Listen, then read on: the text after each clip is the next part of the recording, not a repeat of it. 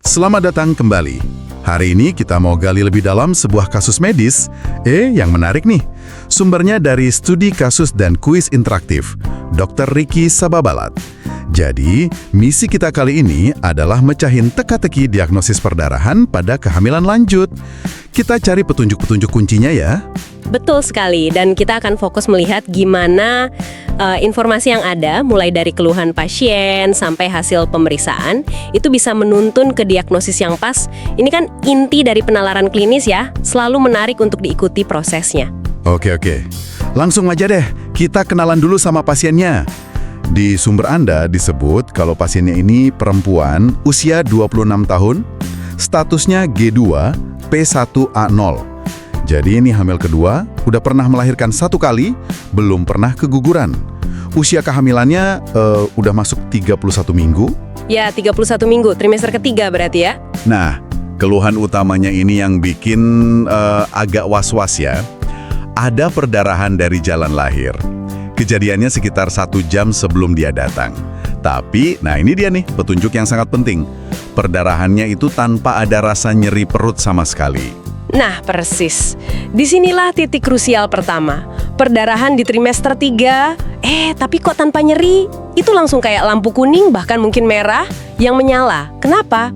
Soalnya, ya banyak sebab perdarahan lain di usia kehamilan segitu. Biasanya ada nyeri, entah itu kontraksi atau masalah plasenta jenis lain. Jadi tanpa nyeri ini pembeda yang, gimana ya, signifikan banget, harus dicatat. Jelas banget ya bedanya. Terus pas diperiksa gimana? Sumbernya bilang tanda vitalnya stabil, dan menariknya saat diperiksa itu udah nggak ada perdarahan aktif yang kelihatan lagi. Betul. Tapi ya kondisi stabil sesaat itu nggak bisa bikin kita langsung tenang juga kan. Perdarahan di kehamilan lanjut itu standarnya selalu dianggap serius sampai terbukti sebaliknya. Jadi investigasi harus tetap jalan. Oke, nah disinilah peran pemeriksaan penunjang masuk ya. Pastinya butuh USG dong. Tepat.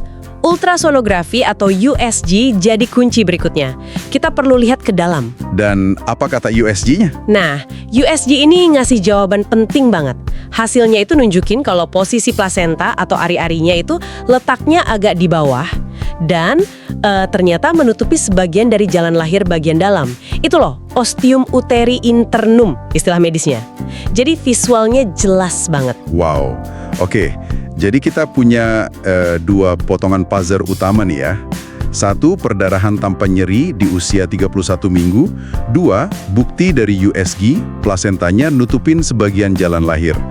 Nah, kalau 2 ini digabung, diagnosisnya jadi makin mengerucutkan. Ya, tepat sekali. Kombinasi 2 temuan ini, gejala klinis yang khas banget tadi, sama konfirmasi visual dari USG, itu udah sangat kuat mengarah ke satu diagnosis, plasenta previa parsialis. Previa kan artinya di depan jalan lahir. Parsialis itu sebagian, jadi plasenta yang nutupin sebagian jalan lahir. Kenapa nggak nyeri? Ya karena perdarahannya itu biasanya dari pinggir plasenta dekat mulut rahim yang mulai meregang atau membuka sedikit. Bukan karena robekan besar atau kontraksi kuat yang bikin sakit. Gitu ceritanya. Masuk akal. Jadi nyambung ya antara gejala sama gambar USG-nya. Di sumber Anda juga disebut ada kuis interaktifnya ya? Kayaknya memang sengaja dibuat biar pembaca bisa nguji pemahamannya soal alur diagnosis ini. Menarik, ada elemen evaluasinya juga. Iya, kasus ini memang contoh yang bagus banget buat nunjukin gimana diagnosis medis itu ditegakkan secara sistematis. Mulai dari dengerin baik-baik keluhan pasien, anamnesis yang cermat soal tanpa nyeri tadi, terus dikonfirmasi pakai pemeriksaan penunjang yang pas, dalam hal ini USG. Nah, memahami alur berpikir kayak gini tuh penting buat Anda semua yang lagi belajar atau sekedar ingin tahu lebih dalam soal kondisi-kondisi kebidanan. Oke, jadi kalau kita rangkum nih ya, inti dari kasus ini adalah pentingnya mengenali perdarahan tanpa nyeri di trimester 3. Terus, dikonfirmasi lagi dengan USG yang nunjukin posisi plasentanya nutupin sebagian jalan lahir. Nah, kombinasi itulah yang jadi kunci diagnosis plasenta previa parsialis di kasus ini. Betul, dan mungkin sebagai penutup nih ya, sesuatu untuk Anda pikirkan lebih lanjut. Kalau kita udah tahu diagnosisnya ini plasenta previa parsialis, ingat hanya sebagian, pertanyaan penting berikutnya buat tim medis itu apa? Gimana strategi penanganan terbaik selanjutnya untuk ibu dan janin ini? Mengingat jenis previanya parsial, apa aja pertimbangan khusus yang perlu diambil sampai nanti waktunya persalinan tiba. Nah, itu bisa jadi bahan renungan.